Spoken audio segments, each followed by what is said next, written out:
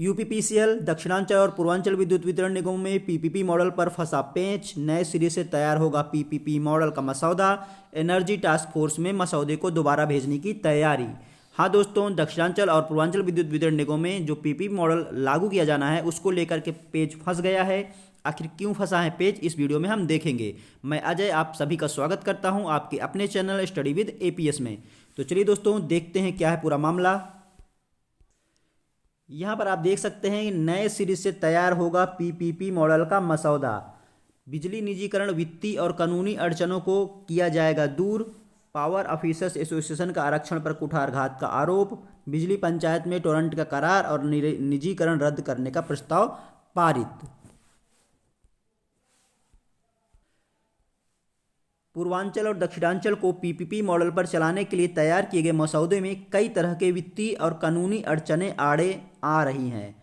ऐसे में building guideline व नियमों का उल्लंघन पर इस मसौदे को दोबारा एनर्जी टास्क फोर्स में ले जाने की तैयारी है। आपको इससे पहले बता दिया गया था कि एनर्जी टास्क फोर्स में मसौदा पास कर दिया गया है, अब ये डायरेक्ट कैबिनेट में भेजा जाएगा। कैबिनेट में प्रस्ताव भेजा जाएगा और फिर अगर कैबिनेट पास कर देता है तो उसके बाद नियामक आयोग में आएगा। लेकिन फिर से इसी मसौदे को दोबारा एनर्जी टास्क फोर्स में भेजा गया है। आखिर क्यों भेजा गया है? तो जो भी वित्तीय कानूनी अड़चनें आ रही हैं इसके कारण। तो यहाँ पर आप देख सकते हैं दोनों निगमों में पीपीपी मॉडल पर देने के लिए तैयार किया गया मसौदा पहले निदेशक मंडल की बैठक में रखा गया। यहाँ से प्रस्ताव पारित होने के बाद उसी दिन एनर्जी टास्क फोर्स की बैठक में भी इसे मंजूरी दे दी गई। इसे कैबिनेट में ले जाने की तैयारी थी, लेकिन उपभोक्ता परिषद ने मसौदे के तथ्यों को सार्वजनिक करते हुए कानूनी पहलू उठा दिया। इतना ही नहीं, नियामक आयोग ने कई विरोध प्रस्ताव भी दाखिल कर दिया। तो यहाँ पर आप देख सकते हैं जो उपभोक्ता परिषद है उसके द्वारा जो एक्शन लिया गया उसके कारण इसको फिर से एनर्जी टास्क फोर्स में भेजने की तैयारी है, क्योंकि ये आपका मसौदा रद्द हो सकता था, इसीलिए फिर से इसको एनर्जी टास्क फोर्स में भेजा जाएगा। यहाँ पर देख सकते हैं कि उपभोक्ता परिषद ने मसौदे के तथ्यों को सार्वजनिक करते हुए कानूनी पहलू उठा दिया है। इतना ही नहीं, नियामक आयोग ने कई विरोध प्रस्ताव भी दाखिल कर दिया। तो यहाँ पर आप देख सकते हैं सूत्रों का कहना है कि मसौदे को कैबिनेट में ले जाने के बजाय अब नए सिरे से उसकी खामियां दूर करने की तैयारी है। कई तरह की आपत्तियों के साथ पत्रावली पुनः लौट आई है। बताया जा रहा है कि एनर्जी टास्क फोर्स द्वारा प्रस्तावित मसौदे में स्टैंडर्ड बिल्डिंग गाइडलाइन में भारत सरकार के नियमों का उल्लंघन किया गया है। और क्या उल्लंघन किया गया है यहाँ पर आप देख सकते हैं, नियमों के तहत 15% से अधिक एग्रीगेटेड टेक्निकल एंड कमर्शियल हानियों के आधार पर पीपीपी मॉडल अपनाया जाता है। 15% की अगर से अधिक जो एग्रीगेटेड टेक्निकल एंड कमर्शियल हानियाँ होती हैं उसके आधार पर पीपीपी मॉडल अपनाया जाता है। लेकिन पावर कॉरपोरेशन की तरफ से एनर्जी टास्क फोर्स में दाखिल प्रस्ताव रिजर्व प्राइस के आधार पर है, ना कि लॉसेस के आधार पर है, बल्कि ये जो प्रस्ताव है वो आपका रिजर्व प्राइस के आधार पर है। उपभोक्ता परिषद के अध्यक्ष अवधेश कुमार वर्मा ने बताया कि जब भारत सरकार ने आरडीएसएस योजना के तहत दक्षिणांचल विद्युत वितरण निगम की एटी&सी हानियाँ 18.97% और पूर्वांचल की 18.49% वर्ष 2024-25 के लिए अनुमोदित किया है, तो एनर्जी टास्क फोर्स में पूर्वांचल के लिए एटी&सी हानियाँ 49.22% और दक्षिणांचल के लिए 39.42% आकलित करके प्रस्ताव भेज दिया गया। तो यहाँ पर अगर 15% से कम है तभी हो सकता है, और यहाँ पर आप हानियाँ देख सकते हैं 18.97, 18.49 जो कि 15% से ज़्यादा है।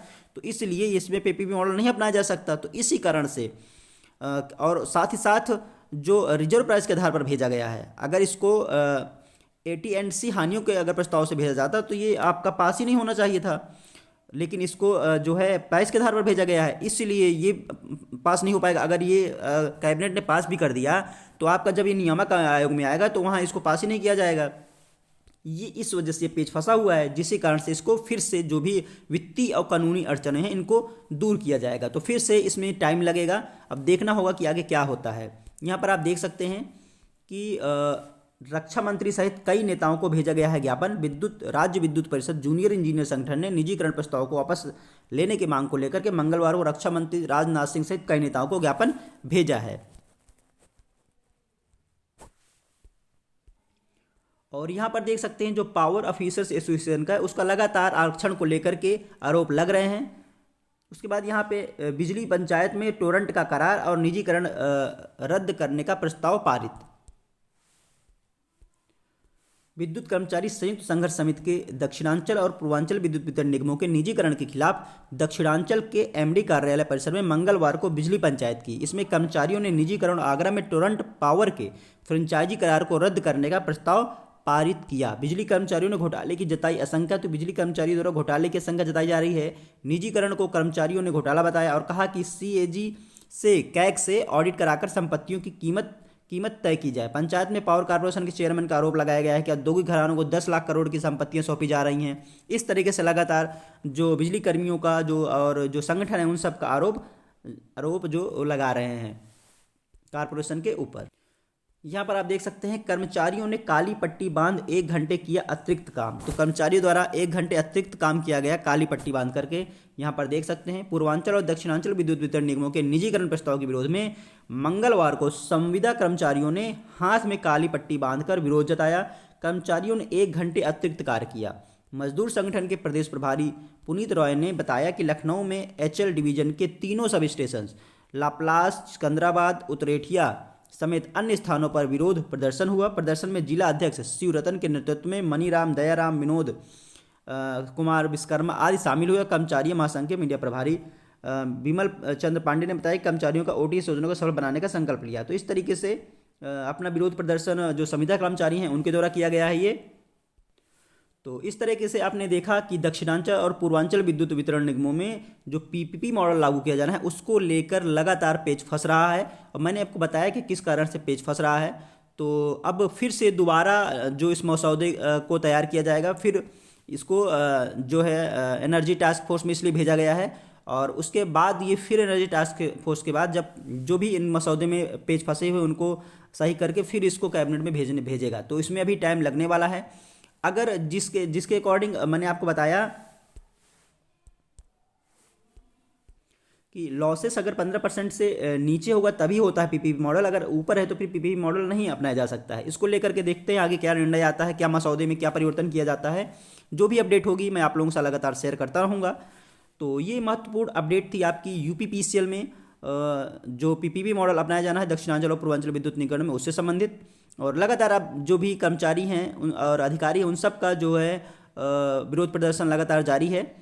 और जो तैयारी करने वाले अभ्यर्थी हैं यूपीपीसीएल के और उनमें लगातार संशय बना हुआ है भर्तियों को लेकर कि भर्तियां कब तक आएंगी। भर्तियों से संबंधित कोई भी अपडेट होगी तो मैं आप लोगों के साथ शेयर करूंगा। लेकिन अभी तो यूपीपीसीएल में पीपीपी मॉडल ही चल रहा है। तो ये महत्वपूर्ण अपडेट थी। वीडियो पसंद आया हो दोस्तों तो लाइक कर लीजिएगा। अगर आप चैनल पर नए हो तो चैनल को सब्सक्राइब करना ना भूलिएगा, क्योंकि कोई भी अपडेट होती है वो आपको इस चैनल के माध्यम से मिलती रहती है। तो चलिए दोस्तों फिर मिलते हैं आपसे नेक्स्ट वीडियो में। जय हिंद।